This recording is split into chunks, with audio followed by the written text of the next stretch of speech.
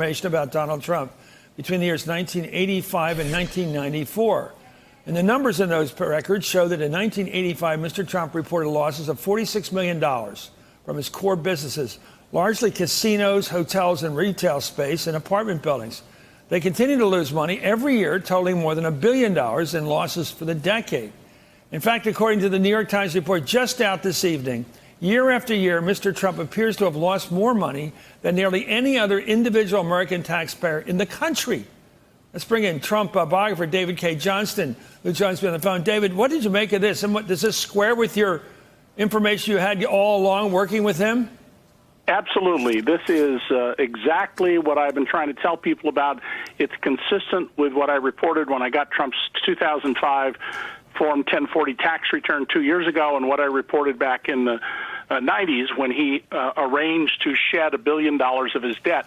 And Chris, these losses that the New York Times shows are way beyond the losses he could take from depreciating real estate. These show that, in fact, Donald Trump is not the modern Midas who turns everything to gold.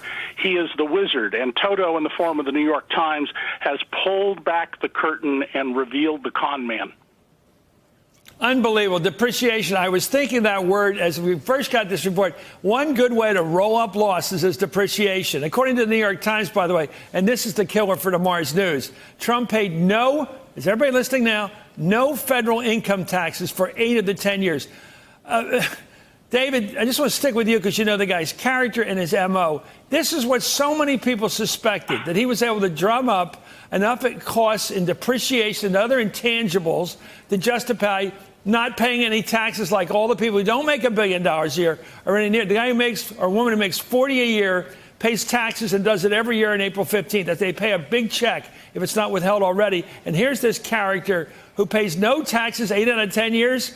That's what a lot of people suspected was the reason he kept this secret. Exactly, because Donald is a con man. Chris, there is not now, and there never has been, any verifiable evidence that Donald Trump has ever had $1 billion. What we do know from public records and his actions, and now this report in the New York Times, is that money flows in and it flows out faster than it flows in. And one of the reasons we should all be concerned about that is someone who is constantly, desperately in search for money to maintain the appearance that they're wealthy is likely to commit crimes and be open to various actions. And one of the things that has been looked at, we don't have a definitive answer yet on, is Donald Trump and laundering money for Russians, Saudis, Emiratis, and others through real estate deals, some of which I've written about, that make no economic sense as a business deal, but absolutely make sense as money laundering and payoff operations. Evan, you ran against. Did you suspect this? Well, look, I think people have long wondered, of course, why the president has been so careful to hide his taxes. I mean, it is his red line. And I think most of us expected that maybe they might reveal one of two things or both things, that he wasn't as wealthy as he said he was, which, frankly, I couldn't care less about. But more importantly, you know, does he actually contribute to the country? Does he pay taxes like every other hardworking American? And then you get into sort of some of the other money laundering issues and potential compromise by foreign powers that David mentioned as well. Those are important. But at the most basic level, I think for hardworking Americans across the country, to know that Donald Trump really didn't pay taxes, at least for the bulk of this 10-year period, while they're working so hard and while they didn't inherit millions of dollars and they struggle to make ends meet and they still pay taxes, and yet they have, you know, this alleged billionaire in New York City who is paying essentially nothing. I think that's going to create a problem for him in 2020. Maybe I tell you, the average person out there who gets out, they put their hat on, maybe a baseball cap or something to get through the hours they got to put their taxes together. I got to sit there. I got to sit there with a cup of coffee and all this paperwork. But I'm going to be honest. I hate it. I got to be honest. And you feel like a chump because you're just being honest. And you find out about a guy like him, living in that house, living like he lives, with the planes and everything else. And you find, wait a minute, he came up with tax dodges, depreciation allowances, stuff that justified, we'll see as a good accountant, to get out of it. When you're paying in dollars, he's evading in millions. Yeah.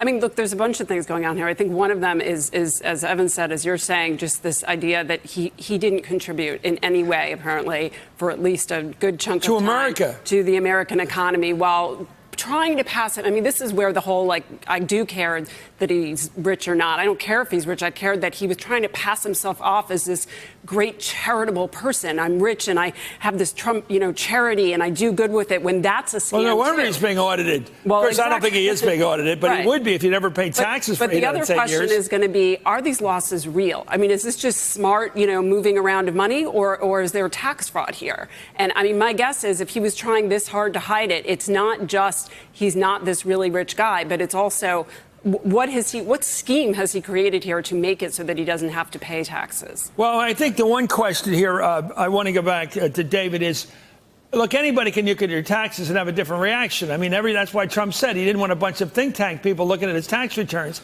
because someone would have a different interpretation. It wouldn't be so kind as to say, you don't have to pay any taxes 8 out of 10 years. I mean, he's right. And, probably you get a Sharpie account, it helps you out. You figured out ways to do it. He probably did it legally, technically, and yet he faces the fact that nobody's going to believe it, that's fair. Well, Chris, first of all, remember that in an earlier story, the New York Times said, without question, Donald Trump and his family have been committing tax fraud for years. And as soon as the federal judicial authorities began investigating federal judge Marianne Trump Berry, she resigned because that stopped the investigation. Sure. Donald Trump also had 2 civil income tax fraud trials. He lost both of them and was excoriated by the judges. So I think there's lots of evidence that Donald Trump is a criminal-level tax cheat. And it's one of the reasons it's important that Congress, under this 1924 anti-corruption law that you and I have talked about in the past, needs to get his returns and have them audited by congressional staff experts. Hey there, I'm Chris Hayes from MSNBC. Thanks for watching MSNBC on YouTube. If you want to keep up to date with the videos we're putting out, you can click subscribe just below me, or click over on this list to see lots of other great videos.